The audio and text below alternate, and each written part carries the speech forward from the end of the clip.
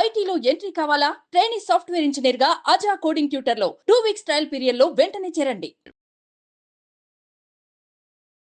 Hello Shafi గారు. Hello Nagaraju గారు. సరే, జీవితంలో ప్రతి మనిషికి డిఫరెన్స్ ఆఫ్ ఒపీనియన్ అనేది ఉంటుంది. అంటే మనం చిన్నప్పటి నుంచి పుట్టి పెరిగిన వాతావరణంలో తండ్రికి కొడుక్కి మధ్య డిఫరెన్స్ ఆఫ్ ఒపీనియన్ ఉంటుంది, భార్యకి భర్తకి మధ్య డిఫరెన్స్ ఆఫ్ ఒపీనియన్ ఉంటుంది, ఇద్దరు ఫ్రెండ్స్కి డిఫరెన్స్ ఆఫ్ ఒపీనియన్ ఉంటుంది. ఒక రిలేషన్షిప్లో డిఫరెన్స్ ఆఫ్ ఒపీనియన్ అనేది డెఫినెట్గా ఉంటుంది. ఏ మేరకు ఏ విధంగా ఉండాలి? డిఫరెన్స్ ఆఫ్ ఒపీనియన్ అనేది మంచిదా కాదా? ఒకళ్ళు ఉంటే ఎలా ఉండాలి అసలు? అది డిఫరెన్స్ ఆఫ్ ఒపీనియన్ అనేది నిజంగా చాలా పెద్ద సబ్జెక్ట్. అది ముఖ్యమైన సబ్జెక్ట్ కూడా తెలుసుకోవాల్సిన విషయం. ఇది భేదాభిప్రాయాలు, డిఫరెన్స్ ఆఫ్ ఒపీనియన్. అసలు ఇంతకీ భేదాభిప్రాయాలు ఉండాలా ఉండకూడదా? భేదాభిప్రాయం ఉండడము మంచి విషయమా చెడ్డ విషయమా?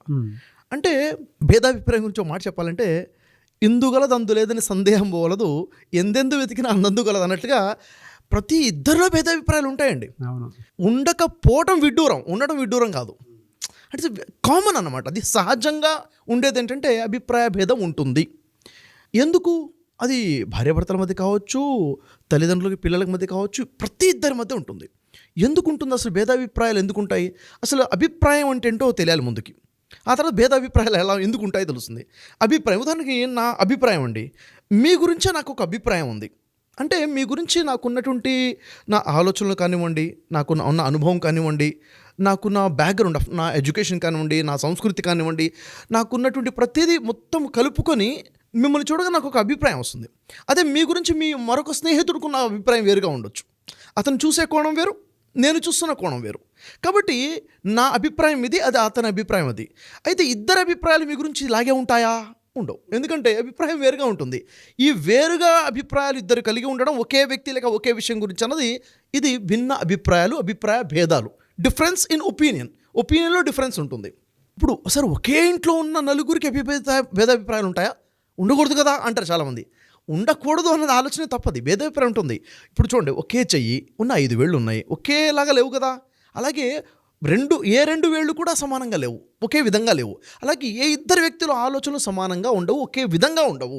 అభిప్రాయం అనేది వేరువేరుగా ఉంటుంది. అయితే మరి అభిప్రాయ భేదాలు ఉండడం సహజమే కదా. మరి సహజమైన అభిప్రాయ భేదాలని అలాగే తీసుకుని ముందుకెళ్ళాలా? ఇప్పుడు మన ఇద్దరం కలిసి ఏదైనా ఒక బిజినెస్ చేద్దాం అనుకున్నామండి. ఆ బిజినెస్ ఇలా చేద్దాము అని నాకు ఒక అభిప్రాయం ఉంది, నాకు ఒక ఆలోచన ఉంది. అదే బిజినెస్ని మన ఇద్దరం కలిసి చేయబోతున్న ఆ వ్యాపారమే అలా చేయాలని మీకు అభిప్రాయం ఉంది. ఇప్పుడు మీ ఆలోచన వేరుగా ఉండి నా ఆలోచన వేరుగా ఉండి ఇద్దరం కలిసి ఒకే వ్యాపారం చేయలేము కదా. అవును. అంటే అభిప్రాయ భేదం ఏదైతే ఉందో, విభేదాలు ఏవైతే ఉన్నాయో అవి దూరం అవ్వాలి. అలాగే తీసుకుని ముందు కొనసాగడం కూడా అవ్వదు. కాబట్టి ఇక్కడ తెలియాల్సింది ఏంటంటే, ఒకే విషయంలో అభిప్రాయ భేదాలు ఉన్నప్పుడు మనం ఏం చేయాలి? అభిప్రాయ భేదాలు ఉంటాయా? ఉంటాయి, ఖచ్చితంగా ఉంటాయి. అయితే అభిప్రాయ భేదం సహజంగా దాన్ని వదిలేసామనుకోండి, అభిప్రాయ విభేదాలే కొన్ని విమర్శలుగా వెళ్ళిపోతాయి, అది విడాకుల దాకా వెళ్ళిపోతుంది. అంటే విడిపోయేంత దూరం వెళ్ళిపోతుంది. ఇద్దరు వ్యక్తుల మధ్య ఎంత దూరం వచ్చేస్తుందంటే అభిప్రాయ భేదాల వల్ల గొడవలు కూడా వచ్చేస్తాయి. అంటే ఒకళ్ళంటే ఒకళ్ళు నెగిటివిటీ వచ్చేస్తుంది. కంప్లీట్ రిలేషనే బ్రేక్ అయ్యే అవకాశం కూడా ఉంటుంది. అది ఫ్యామిలీ రిలేషన్ కానివ్వండి, లేకపోతే బిజినెస్ రిలేషన్ కానివ్వండి, సోషల్ రిలేషన్ కానివ్వండి, ఎక్కడైనా కానీ, ఏ రిలేషన్లో అయినా కానీ. మరి ఏం చేయాలి సార్ అంటే, ఉన్న విభేదాన్ని క్లియర్ చేసుకునే ప్రయత్నం చేయాలి. ఎలా సార్? అదే ఎలా క్లియర్ చేయాలి చూడండి. ఉదాహరణకి ఇప్పుడు మీరు ఒక అభిప్రాయాన్ని కలిగి ఉన్నారు. ఎందుకు కలిగి ఉన్నారు అభిప్రాయాన్ని? ఎందుకంటే 1, 2, 3, 4 రీజన్స్ ఉంటాయి కదా. అదే విషయం గురించి నాకు అభిప్రాయం ఉంది. నాకు ఏ అభిప్రాయం ఎందుకు ఉంది? నాకంటూ కొన్ని కారణాలు ఉన్నాయి కదా. ఇప్పుడు నేనేం చేయాలంటే, నేనే కరెక్ట్. అవును, నేను కరెక్టే. నేను కరెక్ట్ అంటే మీరు తప్పని కాదు. నేను కరెక్ట్ అయితే మీరు తప్పని కాదు. ఎగ్జాంపుల్ చూద్దాం. ఇప్పుడు దానికి వైఫ్ అండ్ హస్బెండ్ ఉన్నారండి. వీళ్ళిద్దరు కూడా ఒక ఇల్లు కొందామన్న ఆలోచనలో ఉన్నారు. ఇల్లు కొనాలంటే వైఫ్ అంటుంది, అపార్ట్మెంట్లో ఫ్లాట్ తీసుకుందామండి అన్న ఆలోచన తను కలిగి ఉంది. హస్బెండ్ ఏంటంటే, లేదు ఊరు పెట్టిన ఇండివిజువల్గా హౌస్ తీసుకుందామన్న ఆలోచన హస్బెండ్ కలిగి ఉన్నాడు. ఇద్దరు ఆలోచనలో ఎవరు కరెక్ట్, ఎవరు తప్పు? అలా చెప్పలేం కదా. రెండూ కరెక్టే. అపార్ట్మెంట్లో ఎందుకు ఉండాలి అమ్మా, ఎందుకు నీకు ఎలా అనిపించింది అంటే తను కొన్ని రీజన్స్ చెప్పొచ్చు. వైఫ్, అందరం కలిసి ఉంటాము, ఒక కమ్యూనిటీ లాగా ఉంటాము, పిల్లలంతా ఆడుకోవడానికి ఒక గ్యాదరింగ్స్ బాగుంటాయి, ఒక ఫ్రెండ్ సర్కిల్ ఏర్పడుతుంది. కొన్ని రీజన్స్ అండి, సేఫ్టీ సెక్యూరిటీ అయి ఉండొచ్చు, నలుగురిలో కలిసి ఉండాలన్న ఆలోచన అయి ఉండొచ్చు.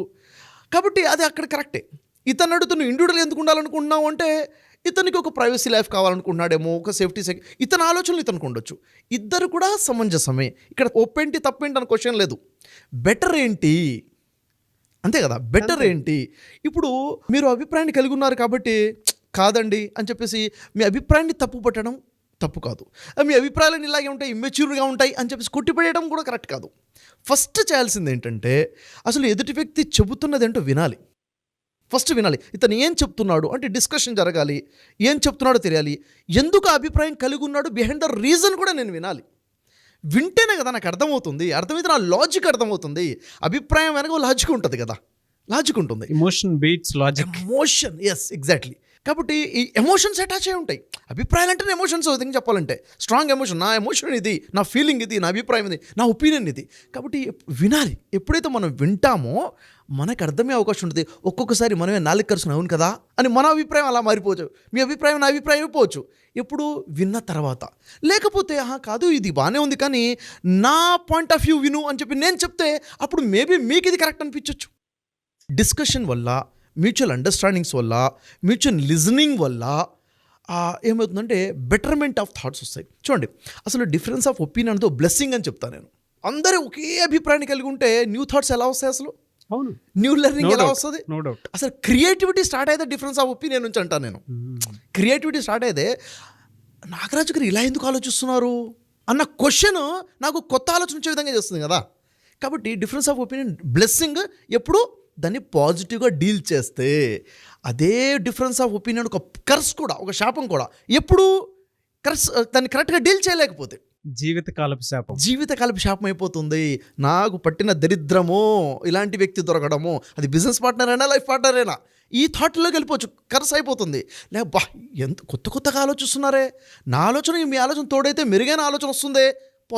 Positive dealing. కాబట్టి మనం ఎలా డీల్ చేస్తున్నాం అనేది ఇంపార్టెంట్. ఇక్కడ గమనించేది ఏంటంటే నాగరాజు గారు, ఒపీనియన్ అనేది ఇండివిజువాలిటీ కదా. నేనంటూ ఒక ప్రత్యేకమైన ఒక వ్యక్తిని, ఒక వ్యక్తిత్వాన్ని, ఇది రిఫ్లెక్ట్ అవుతుంది నా అభిప్రాయం ద్వారా. మీరు ఒక ప్రత్యేకమైన వ్యక్తి అనేది రిఫ్లెక్ట్ అవుతుంది. మీకంటూ ఒక స్వేచ్ఛ ఉంది, నాకు స్వేచ్ఛ ఉంది, ఆలోచన స్వేచ్ఛ ఉంది, అంతే కదా. అంటే ఈ ఫ్రీడమ్ అని ఒకటి ఉంది, ప్రత్యేకత అనేది ఒకటి ఉంది. కానీ ఇక్కడ కొన్ని లిమిటేషన్స్ కూడా ఉండాలండి. ఒక లిమిటేషన్స్ ఉండాలి. ఎలా కావచ్చు? ఫర్ ఎగ్జాంపుల్ ఒక ఫ్యామిలీ ఎగ్జాంపుల్ తీసుకుందాము. పేరెంట్స్ ఉన్న అమ్మ నాన్న, కొడుకు ఉన్నాడు, ఆ బాబుకి మామయ్య కూడా ఉన్నాడు. ఈ వ్యక్తి గురించి ఇతను 10th క్లాస్ అయిపోయింది. ఈ వ్యక్తి గురించి వాళ్ళ మదర్ యొక్క ఆలోచన ఏంటంటే నా కొడుకు నేను టీచర్ని చేయాలి అన్న ఆలోచనలో మదర్ ఉంది. తన అభిప్రాయం ఏంటి, తన ఆలోచన ఏంటి, కొడుకు గురించి టీచర్ని చేయాలని. వాళ్ళ నాన్న యొక్క ఆలోచన ఎలా ఉందంటే నా కొడుకుని తీసుకెళ్ళేసి ఒక ఐఏఎస్ ఆఫీసర్ని చేయాలి, లేక ఒక ఐపీఎస్ సివిల్ సర్వెంట్గా చేయాలని నాన్న ఆలోచన ఉంది కొడుకు గురించి. మామయ్య అనుకుంటే లేదు, వీడిని మాత్రం ఖచ్చితంగా డాక్టర్ని చేయాలి అన్న ఆలోచనలో ఉన్నాడు. స్వతహాగా ఈ బాబుకి ఏదైనా ఆలోచన ఉండే అవకాశం ఉందా లేదా? డెఫినెట్గా ఉంటుంది కదా. ఉంటుంది అన్న విషయం వీళ్ళు ముగ్గురు గమనించాలి. ఫస్ట్ ఆ ట్రూత్ని తెలుసుకోవాలి. ఇంతకీ ఇతనాలు ఈ అబ్బాయి ఆలోచనలో ఏముందంటే నేను ఒక జర్నలిస్ట్గా ఎదగాలి, నేను సోషల్ మీడియాలో వెళ్ళాలి, సమాజంతో కనెక్ట్ అయ్యే వర్క్ చేయాలని ఆలోచనతో ఇతను ఉన్నాడు. అది ఇక్కడ చూడండి, ఇప్పుడు అమ్మ టీచర్ని చేయాలని, నానేమో సివిల్ సర్వెంట్గా తీసుకెళ్లాలని, ఇక్కడేమో డాక్టర్ని చేయాలని. ఆ అబ్బాయి యొక్క అభిప్రాయం అంటే ఇది ఉంది. సరే, అతను ఒక అభిప్రాయం కలిగి ఉన్నాడు కదా, తనకు ఆలోచన కలిగి ఉంది. అలా కలిగి ఉండటం తప్పు కాదు, కానీ ఇది నా ఇష్టం, నా జీవితం అన్న వర్షన్లో ఒక అబ్బాయి వచ్చాడు అనుకోండి, అప్పుడు అమ్మ డిస్సాటిస్ఫాక్షన్ అయిపోతుంది. అమ్మ నుంచి రావాల్సిన సపోర్ట్ అందదు. నాన్న ఇచ్చే సపోర్ట్ వెనక్కి తీసుకుంటాడు. మామయ్య వీడు చెడిపోయాడు రా బాబు, వీడికి విషయం అర్థం కావట్లేదు అన్న ఆలోచనలో మామయ్య వెళ్ళిపోతాడు. ఈ అబ్బాయికి ఆలోచన ఉన్నప్పుడు ఏం చేయాలి? నేను ఎందుకు ఈ విధంగా అనుకుంటున్నానంటే, నేను ఎందుకు జర్నలిజంకి వెళ్ళాలనుకుంటున్నానంటే నాకు ఇష్టమైన ఏరియా ఇది కాబట్టి, నాలో ఉన్న స్కిల్ ఇది కాబట్టి, ఈ విధంగా ఇంత స్కోప్ ఆఫ్ ఫ్యూచర్ ఉంది కాబట్టి, కెరీర్ ఉంది కాబట్టి అన్న ఒక 2-3 క్లారిటీస్ ఇతను ఇవ్వగలిగితే అమ్మ కన్విన్స్ అవుతుంది, నాన్న కన్విన్స్ అవ్వచ్చు, మామయ్య కూడా కన్విన్స్ అయ్యే అవకాశం ఉంది. అంటే ఏముంది? Communication, sharing of his thoughts. అవును కదా. అప్పుడు ఈ ముగ్గురు సపోర్ట్ చేస్తారు ఇతని జర్నీకి. ఇలా కాకుండా నా ఇండివిజువాలిటీ నాకుంది, నా జీవితం నా ఇష్టం అంటే ఉండొచ్చు, కానీ దానికి బిహైండ్ ద రీజన్ అనేది ఒకటి ఉండాలి. అంటే షేరింగ్ అనేది ఒకటి ఉండాలండి. అయితే నాగరాజు గారు ఇక్కడ మరొక కోణం చూద్దాం. ఇప్పుడు ఇతనికి ఏదో ఆలోచన పుట్టింది అంటే ఇతనికి అసలు ఆలోచన ఎక్కడి నుంచి వచ్చింది? ఇతనున్న సర్కిల్, ఇతనున్న ఫ్యామిలీ, ఇతనున్న ఎడ్యుకేషన్, చదువుకున్న ఇవన్నీ కూడా వీటి వెనక ఎక్కడో దగ్గర ఫ్యామిలీ సపోర్ట్ ఉందా లేదా? డైరెక్ట్ ఆర్ ఇండైరెక్ట్గా వాళ్ళ ఇన్ఫ్లుయెన్స్ ఉంది. ఆ ఇన్ఫ్లుయెన్స్ నుంచే ఫ్యామిలీ వచ్చింది. అసలు నా ఫ్యామిలీ లేకపోతే నేను లేను అన్న సత్యాన్ని ఇతను గ్రహించాలి. ఒకటి. ఇంకొకటి షుడ్ రెస్పెక్ట్. ఎగ్జాక్ట్లీ. అయితే ఇక్కడ కొత్త కోణం ఏంటంటే, కొత్త ఆలోచన ఏంటంటే నా జీవితం గురించి నేను ఆలోచించుకోవాలి తప్ప మీరేంటి నేను టీచర్ అవ్వాలని నువ్వు అంటావు ఏంటమ్మా, నేను డాక్టర్ అవ్వాలని నువ్వు అంటావు ఏంటి మావయ్య, నేనేదో సివిల్ సర్వెంట్ నువ్వు, అసలు నా గురించి మీరెవరు అన్న క్వశ్చన్ కొంతమంది రేజ్ చేసుకుంటారు. ఎందుకంటే ఇది నా లైఫ్ అని. నేను అంటాను అసలు వాళ్ళు లేకపోతే నువ్వు ఎక్కడి నుంచి వచ్చావు? First point. సెకండ్ పాయింట్ అంటే వాళ్ళు కనీ నిన్ను చదివించి ఈ స్థాయికి తెచ్చినప్పుడు నీ గురించిన వారు కళ్ళకు అంటారు కదా, వాళ్ళకి ఆలోచనలు ఉంటాయి కదా, నీ బాగేంటి నేను ఎలా చూడాలన్నది ఉంటుంది కదా. ఖచ్చితంగా వాళ్ళ మాటకి చాలా వాల్యూ ఉంది, వాళ్ళ ఆలోచనలకి. అది నువ్వు అర్థం చేసుకోవాలి, నీ ఆలోచన వాళ్ళకి అర్థమయ్యేది చెప్పగలగాలి. Mutual understanding is very important అనమాట. ఈ సిచ్యువేషన్ని కరెక్ట్గా ఓపెన్ ఎగ్జాక్ట్లీ చాలా మంచి మాట చెప్పారు. ఓపెన్ కమ్యూనికేషన్ అనేది ఉండాలి. దీనివల్ల ఏమవుతుందంటే స్ట్రెంగ్త్ పెరుగుతుంది, ఒకరు మరొకరికి బలంగా మారతారు. ఈ ఓపెన్ కమ్యూనికేషన్ మీరు చెప్పినట్టుగా లేదనుకోండి, ఒకరు మరొకరు వీక్నెస్గా మారిపోతారు. డిఫరెన్స్ ఆఫ్ ఒపీనియన్ రోల్ చాలా ఎక్కువగా ఉంటుంది. దాన్ని ఎలా డీల్ చేయాలి, కమ్యూనికేషన్ ఇస్ ద కీ అండి డిఫరెన్స్ ఆఫ్ ఒపీనియన్ని క్లారిటీ ఇచ్చుకోవడం కోసం. అయితే నాగరాజు గారు ఇక్కడ ముఖ్యంగా ఏంటంటే ఏదైనా విషయంలో అభిప్రాయ భేదం వచ్చింది అంటే ఒక విషయంలోనే కదా ఆలోచన వచ్చింది. ఇక్కడ మనం చూడాల్సింది ఏంటంటే మీకు నాకు అభిప్రాయ భేదం వస్తే నేను మీకే దూరం అయిపోతాను, ఎందుకు భేదం వచ్చింది కదా అన్న ఆలోచనతో. గమనించాల్సిన విషయం ఏంటంటే అసలు వ్యక్తి వేరు విషయం వేరు అన్నది గమనించాలి. విషయంలో అభిప్రాయ భేదాలు వస్తాయి, వ్యక్తులతో రాకూడదు. అంటే రిలేషన్స్ బ్రేక్ చేసుకోకూడదన్న ఒక బేసిక్ కామన్ సెన్స్ అయితే మనం కలిసి ఉండాలి. ఇక్కడ మరో విషయం ఏంటిది, అయితే ఇక్కడ ఆలోచనలు ఎలా ఉంటాయంటే చూడండి, మన మనసు వెళ్ళిన ప్రతి చోటికి మనిషి కూడా వెళ్ళడం మొదలు పెడితే అనర్థాలు మొదలైపోతాయి. కాబట్టి అసలు మనసు వెళ్తుంది, కరెక్ట్ వెళ్తుంది, మనిషి వెళ్ళాలా వద్దా, అసలు మనం ఆ కర్మ చేయాలా వద్దా ఆలోచించుకొని ఎనాలిసిస్ చేసుకుని చేయాలా వద్దా ఆలోచన చేయాలి, అంతే తప్ప లేకపోతే అనర్థాలు వస్తాయి. ఇంట్రోస్పెక్షన్ కావాలన్నమాట. ఎప్పుడైతే చేస్తామో క్లారిటీగా మనం ఏం చేయాలో ఏం చేయకూడదో క్లారిటీ వస్తుంది. చాలా సందర్భాలు ఏమవుతుందంటే నాగరాజు గారు, నేను ఒక అభిప్రాయం కలిగి ఉన్నాను అనుకోండి, అభిప్రాయం కలిగి ఉండటానికి బిహైండ్ ద రీజన్ నా స్వార్థమై ఉండకూడదు. మన ఇద్దరం కలిసి ఏదైనా డీల్ చేసేటప్పుడు నా స్వార్థాన్ని దృష్టిలో పెట్టుకొని మీకు నష్టమైనా పర్లేదు, నాకు ఇది లాభం అయితే చాలు, కాబట్టి నేను ఒక అభిప్రాయాన్ని, ఒక ఆలోచన, ఒక థాట్ని క్రియేట్ చేసుకున్నాను అనుకోండి, అది రాంగ్ అని చెప్తాను. కాబట్టి ఒక వ్యక్తి ఒక అభిప్రాయాన్ని కలిగి ఉన్నా, ఒక ఆలోచన కలిగి ఉన్నా కానీ ఖచ్చితంగా అది అందరి బాగు కోసం అయి ఉండాలి, ఇద్దరు పార్ట్నర్స్ భాగం కోసం అయి ఉండాలి, లోక కళ్యాణం కోసం అయి ఉండాలని చెప్పాలి. అయితే ఇక్కడ ఒక ఎగ్జాంపుల్ మనం మాట్లాడుతూ చాలా క్లారిటీ వస్తుంది. నాగరాజు గారు, ఇక్కడ ఒక సైంటిస్ట్ ఒక డ్రగ్ తయారు చేయాలనుకున్నాడు, ఒక డ్రగ్ తయారు చేయాలనుకున్నప్పుడు తను ఒక ప్యానల్ ఆఫ్ సైంటిస్టులు కానీ ప్యానల్ ఆఫ్ మెడిసిన్ స్పెషలిస్టులు ఉంటారు, వాళ్ళతో పాటు డిస్కస్ చేసి ఒక మెడిసిన్ తయారు చేస్తారు. తయారు చేసిన వాళ్ళ ముందు సబ్మిట్ చేస్తే వాళ్ళు దాని మీద స్టడీ అండ్ రీసెర్చ్ చేసి వాళ్ళు R&D తర్వాత వాళ్ళు చెప్పొచ్చు, దీంట్లో ఈ మాలిక్యూల్ ఎక్కువగా ఉంది, ఈ మాలిక్యూల్ తక్కువగా ఉంది, దీనివల్ల ఇది నష్టం జరిగే అవకాశం ఉంది. కాబట్టి వాళ్ళు కొన్ని సజెషన్స్ ఇస్తారు, అవి వాళ్ళ ఒపీనియన్స్. లేదు నేను ఎవరి ఒపీనియన్ తీసుకోను, నా ఒపీనియన్తో నేను ముందుకెళ్తానంటే అది సమాజానికి నష్టం జరుగుతుంది. వాళ్ళ ఒపీనియన్స్ తీసుకోవాలి, దాని తగ్గట్టుగా దాన్ని, అందుకే రీసెర్చ్ అండ్ డెవలప్మెంట్ అంటారు. దాన్ని డెవలప్ చేసుకుని ద బెటర్ ఫార్ములాతో పాటు ఎప్పుడైతే మార్కెట్లోకి వస్తామో సమాజంకి ఉపయోగకరంగా ఉంటుంది, అది ఆమోదయోగ్యంగా ఉంటుంది. అంటే నీతో పాటు నా నలుగురు కూడా దాన్ని ఆమోదించాలి, యాక్సెప్ట్ చేయాలి, అప్పుడు యూస్ఫుల్గా ఉంటుంది. ఎప్పుడైతే వాళ్ళు ఆమోదించారో దానివల్ల హార్మ్ఫుల్గా కూడా ఉంటుంది. అంటే మన ఒపీనియన్ని ఆమోదయోగ్యంగా ఉండాలన్నది ఫండమెంటల్గా ఒక రూల్ అని మనం పెట్టుకోవచ్చు. ఖచ్చితంగా ఆమోదయోగ్యంగా లేదు అంటే మన అభిప్రాయంలో అక్కడ లోపం కూడా ఉంది, దాన్ని సరి చేసుకోవాలి, రీథింక్ చేయాల్సిన అవసరం ఉంది. అంటే ఇక్కడ మన కలిగి ఉన్న అభిప్రాయానికి వెనక ఒకటి ఉండకూడదని తెలుసుకున్నాం, ఏంటది స్వార్థము, సెల్ఫిష్నెస్ ఉండకూడదు. అది బేస్ అయి ఉంటే రాంగ్, అవుట్పుట్ కూడా రాంగ్ ఉంటుంది. అందుకే మన సనాతన ధర్మం చెప్పిన విషయం ఏంటంటే సర్వే జనా సుఖినో భవంతు అన్న విషయం. అంటే సమస్త జనులు సుఖశాంతులతో ఉండాలన్న ఒక బేసిక్ ఫండమెంటల్ థాట్ ప్రతి వ్యక్తి కలిగి ఉండాలి. అది కుటుంబం విషయంలో, కుటుంబంలో నలుగురున్నారు అందరూ బాగుండాలి, ఫ్రెండ్స్ నలుగురున్నారు అందరూ బాగుండాలి, పార్ట్నర్స్ ముగ్గురు ఉన్నారు అందరూ బాగుండాలి.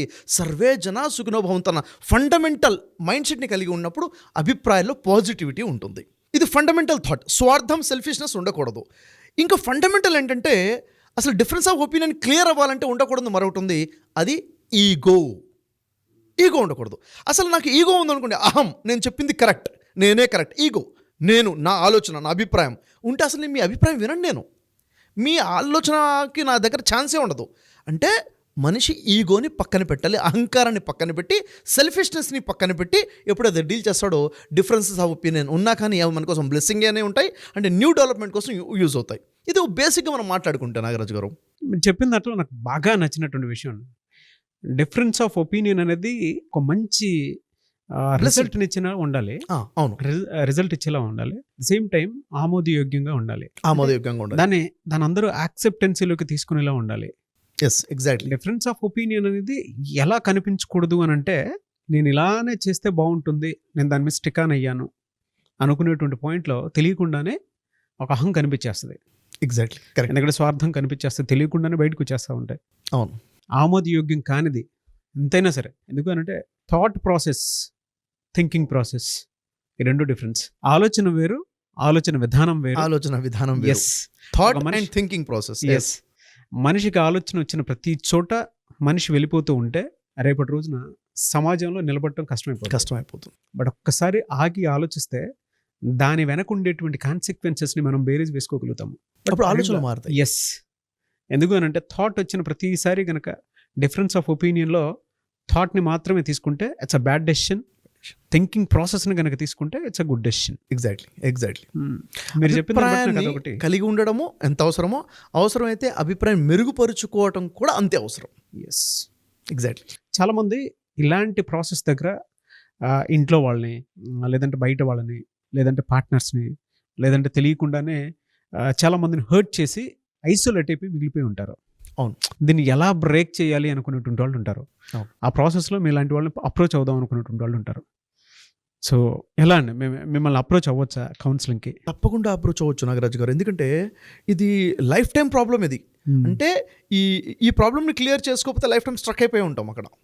సో ఈ ప్రాబ్లం నుంచి బయటికి రావాలంటే ఖచ్చితంగా కాంటాక్ట్ చేయొచ్చు. వాళ్ళు ఎక్కడ ప్రాబ్లం ఫేస్ చేస్తున్నారు, దాన్ని ఎలా క్లియరిఫై ఇచ్చుకోవాలో క్లియర్ సజెషన్ మనం వాళ్ళకి ఇవ్వచ్చు, గైడ్ చేయొచ్చు మనం ఖచ్చితంగా. డెఫినెట్గా. Anyway sir, thank you so much Shafi గారు. వెల్కమ్. Thank you. సో చూసారు కదా నా వీడియో. ఈ వీడియోపై మీ అభిప్రాయాన్ని కమెంట్ బాక్స్లో పోస్ట్ చేయండి. ముఖ్యంగా మీరు కనుక ఒక్కొక్క మంచి కౌన్సిలింగ్ కోసం కనుక ఎదురు చూస్తున్నట్లయితే, మీకు ఉండేటువంటి ఏ సమస్యనైనా సరే సొల్యూషన్ రూపంలో చూస్తున్నట్లయితే, ఇది కూడా సైకలాజికల్ ప్రాబ్లమ్స్ ఫేస్ చేసేటువంటి వాళ్ళు చాలామంది ఉన్నారు. వాళ్ళు కనుక షఫీ గారిని అప్రోచ్ అవ్వాలి అనుకుంటే స్క్రీన్ మీద మీకు కాంటాక్ట్ నెంబర్ కనిపిస్తుంది. దాన్ని మీరు కాల్ ఆర్ మెసేజ్ వాట్సాప్ చేసి వెంటనే అపాయింట్మెంట్ బుక్ చేసుకోండి. ఈ వీడియో లైక్ చేయండి, షేర్ మాత్రం తప్పకుండా చేయండి. ఇలాంటి మరిన్ని వీడియోస్ కోసం మా ఛానల్ ఫాలో అవ్వండి. Thank you. సుమన్ టీవీలో మీ పర్సనల్ అండ్ బిజినెస్ ప్రమోషన్స్ కోసం కింది నెంబర్కి కాంటాక్ట్ చేయండి.